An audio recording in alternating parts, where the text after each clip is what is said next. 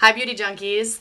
In today's video I'm going to show you a quick and easy way that you can make your eyeshadow pigment a little bit deeper, last a little bit longer, and also how you can prevent fallout if you've got a loose powder shadow versus something that's already been pressed.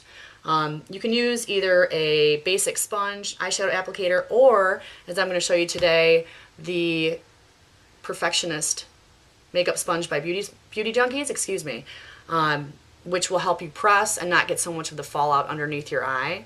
An expert quick tip for those of you who have it is to put a couple drops of Visine onto your eyeshadow applicator before you push it into either your pressed eyeshadow or your loose eyeshadow, because the Visine will actually sort of prime it as it's going on and make it last a lot longer. I've already gone ahead and primed my eyes with Urban Decay Eyeshadow Primer Potion Anti-Aging. Swear by this stuff. It's fantastic. They say it lasts 24 hours. Haven't tested that, but it sure as heck, caught myself there, lasts at least 12. Anywho, okay, so we're going to go ahead and start. And I've got my loose powder here. This is Maybelline Color Tattoo. Just came out. They're swearing with a huge deep pigment. I sort of believe it. I think it's pretty good. So I'm going to take the end of my green spade sponge and I'm just going to boop, dip it in the end. So you can see it's got it on there. And if you see like some chunks of it on there, you just kind of want to brush it off on the edge of your shadow.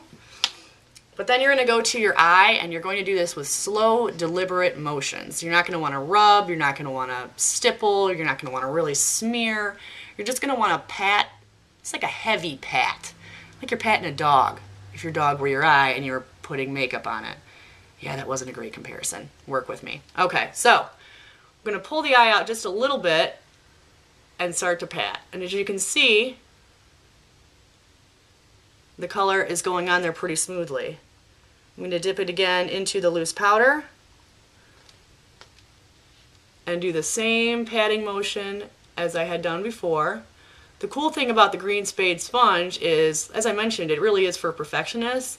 This little point, as you can see, I'm not getting any fallout underneath my eye. This is moist, so it's holding all of the pigment right on the edge of the sponge and putting it directly onto my eye. Now granted, you're going to want to wash your sponge after you're done, obviously, unless you want to mix green or whatever color you choose with all of the rest of your makeup, but it will wash out. And as you can tell, I'm not getting any of the fallout underneath my eye, which happens with a lot of makeup brushes, and it drives me crazy. So I'm going to keep going all the way into the inner corner. Heavy pats, heavy pats. We'll even do along the waterline at the bottom. This one I am going to rub because I'm not looking for that heavy of an application, just a little bit of a shadow. And there you have it. There's one eye. We'll go ahead and do the other one. Again, with my moistened sponge, you want it to be damp but not wet. So run it underneath your faucet and squeeze it out, squeeze it out, squeeze it out until, it's got good moisture to it, so it will keep the powder on the edge and not falling underneath your eye. Gonna go ahead on this one and just pat it on.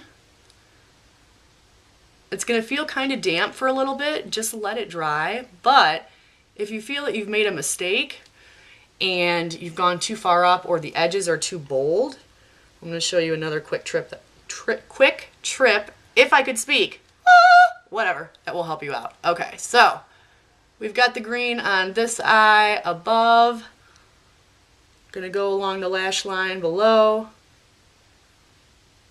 Boop, boop, boop. Now let's say that I didn't blend these top lines so well. Let's say there was let's do it to demonstrate it, shall we? Say I was a little heavy-handed with the shadow and the sponge, and I'm like, oh, look at that. I've got a big green line at the top of my lid. I don't like it. What am I going to do? What am I going to do? I have to leave in 5 minutes. Ah! Panic. No panic. You can use a Q-tip if you don't have a makeup brush, but if you do have a makeup brush, I've got the MAC 224 right here. It's pretty loose, not very dense. Take something in the same color family. So I used a green. The only thing I have right here, you could use a cream also. It's sort of like a light green. But I'm just going to go ahead and just go over the top and blend that edge away. And as you can see, it sure did it. And you don't see this crazy green either. Now when you do that, if you get rid of the highlighting you've got underneath your eyebrows, you're going to want to redo that, but I think I did a pretty good job just like this. What do you think? If you have any tips, tricks, comments, questions, suggestions on how you do it, and if you do it better, I believe you. You may have. There may be a better way. Leave it in the comment section below. And as always, have a great day.